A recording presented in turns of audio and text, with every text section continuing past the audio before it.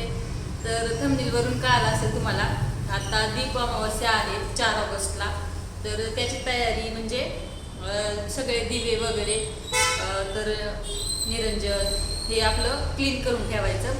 तर आता निरंजन वगैरे मी तर माझे मार्गशीर्ष महिन्यातले गुरुवार होते, स्वामींचे 11 गुरुवार होते, तेव्हाच क्लीन केलेलं. त्याच्यावर त्याचा काय उपयोगच झाला नाही, त्यामुळं खूप खराब झालं. हे बघू शकता पूर्ण काळं पडलंय, तांब्याचं आहे.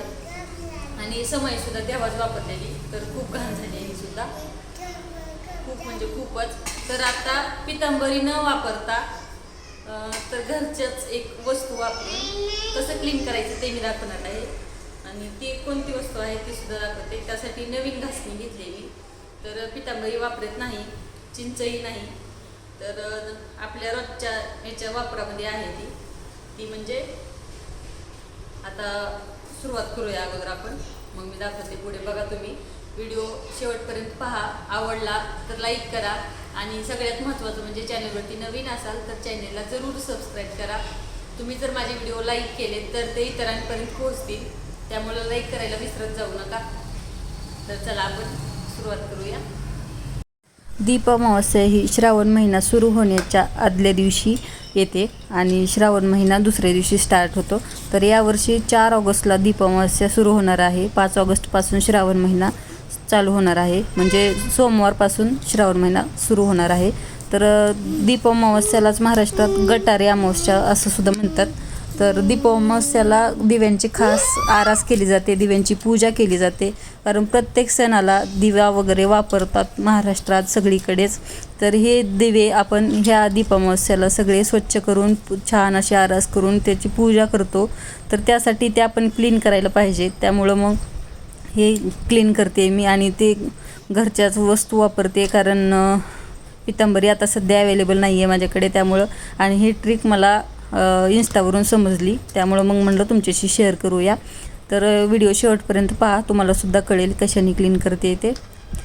तर या अमावस्याला आपण दिव्यांची पूजा करून श्रावण महिन्याचे उत्साहात स्वागत करत असतो. आणि याच अमावस्याला आपण लहान मुलांनासुद्धा ओवाळतो दिव्यांनी.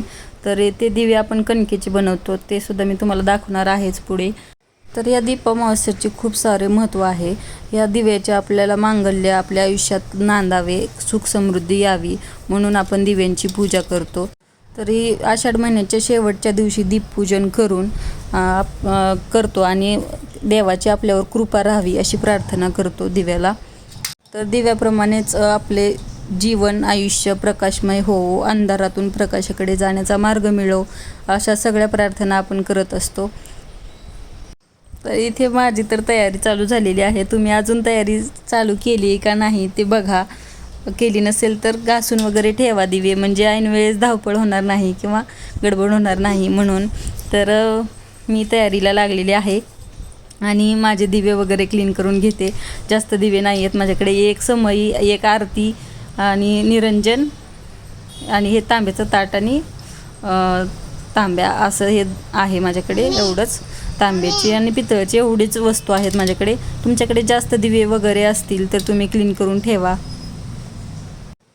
तर माझे सगळ्या वस्तू क्लीन करून झालेल्या आहेत. तुम्ही बघू शकता एकदम छान चकचकीत, किती छान वाटतं, एकदम फ्रेश. आणि असं आपल्याला सण साजरा करायला सुद्धा किती भारी वाटते जेव्हा आपण सगळं क्लीन करत असतो, क्लीन झालेलं असतं, तेव्हा एक वेगळाच आनंद असतो.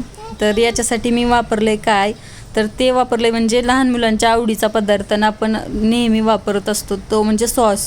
तर सॉसच्या मदतीने हे सगळं क्लीन केलेलं आहे मी. तुम्हीसुद्धा नक्की ट्राय करा. हे माझे तर सगळे दिवे वगैरे ताट तांब्या सगळं क्लीन झालेलं आहे. तुम्हीसुद्धा नक्की ट्राय करा. व्हिडिओ कसा वाटला सांगायला विसरू नका. आवडला असेल तर लाईक करा. चॅनलवरती नवीन असेल तर चॅनलला जरूर सबस्क्राईब करा. पुन्हा भेटूया अशाच छान व्हिडिओसोबत. ही ट्रिक मला माहिती होती म्हणून मी तुमच्याशी शेअर करी. कशी वाटली ती सांगायला विसरू नका.